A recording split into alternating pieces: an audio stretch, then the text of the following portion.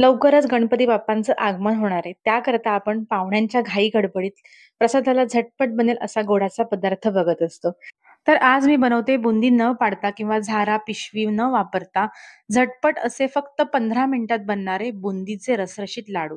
तर चला पटकन रेसिपीला सुरुवात करूया. सर्वात आधी आता इथे एका बाउलमध्ये मी बेसन घेतलेलं आहे. बेसन तुम्ही विकत आणा किंवा घरात बनवा, काहीही चालेल. त्याचबरोबर इथे मी घेतलेला आहे ऑरेंज फूड कलर.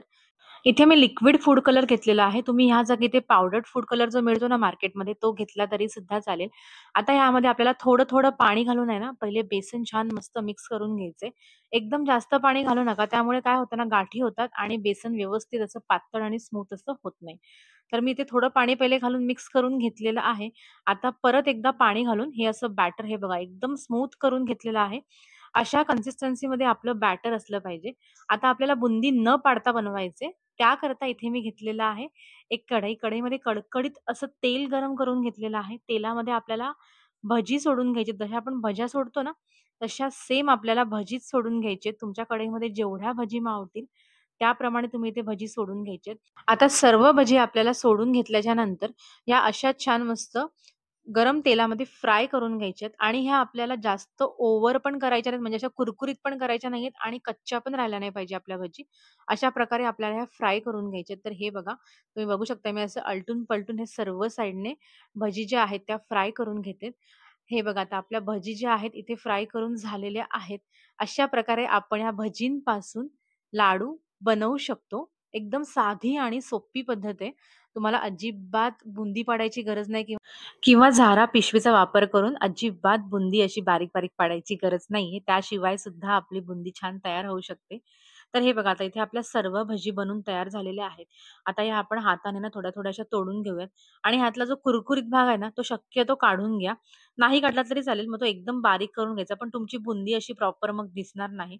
पण मी कुरकुरीत भाग जो आहे ना, तो ह्याचा असा मस्त काढून घेतलेला आहे आणि 2 बॅचमध्ये छोट्या मिक्सरच्या भांड्यामध्ये हे बघा अशा प्रकारे बारीक करून घेतलेलं आहे. तुम्ही बघू शकता आता आपला भुगा केवढा मस्त छान तयार झालेला आहे आणि प्रॉपर बुंदीसारखी आपल्या इथे बुंदी तयार झालेली आहे. म्हणजे बुंदी आपण काहीही पाडलेली नाहीये. हे बघा, मस्त दाणेदार अशी आपली बुंदी इथे तयार झालेली आहे. म्हणजे आहे की नाही एकदम साधी आणि सोपी पद्धत. तुम्हाला काहीही मेहनत न घेता हे लाडू बनवता येतात. तर आता इथे आपल्याला करायचा साखरेचा पाक. पाक आता आपल्याला एकदम एकतारी असा करायचा नाहीये, पण साधारण चिकट होईपर्यंत इथे आपल्याला पाक करायचा आहे. तर इथे मी घेतलेला आहे 1.5 कप एवढी साखर आणि पाऊण कप एवढं पाणी.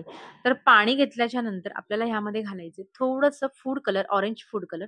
तुम्ही या जागी परत इथे पावडर्ड फूड कलर वापरू शकता. आता हा पाक आपल्याला मीडियम गॅसवरती असा कंटिन्यू ढवळत राहायचा आहे. म्हणजे साखर पूर्णपणे वितळेपर्यंत. पाक आपल्याला तुम्हाला परत सांगते एकतारी करायचं नाहीये.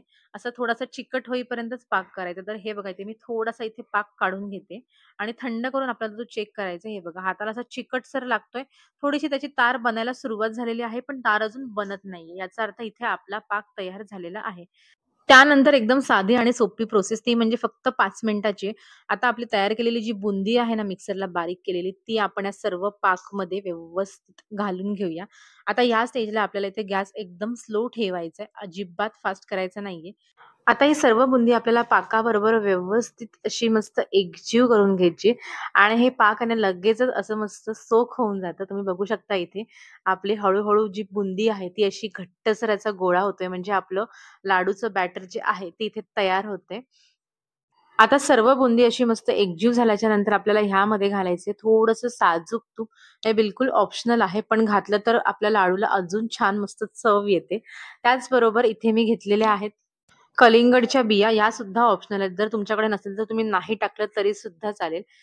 तर आता हे सर्व घातल्याच्या नंतर आपल्याला पुन्हा एकदा लाडवाचं बॅटर असं व्यवस्थित स्लो गॅसवरती मिक्स करून घ्यायचंय. आता थोड्या वेळाने इथे आपल्याला गॅस बंद करायचा आहे. बॅटर असं पसरवून घ्यायचंय आणि झाकण लावून एक 5 ते 10 मिनिटं ह्याची मस्त वाफ काढून घ्यायची. जेणेकरून आपलं बॅटर आहे ना, असं मस्त भुरभुरीत असं तयार होईल.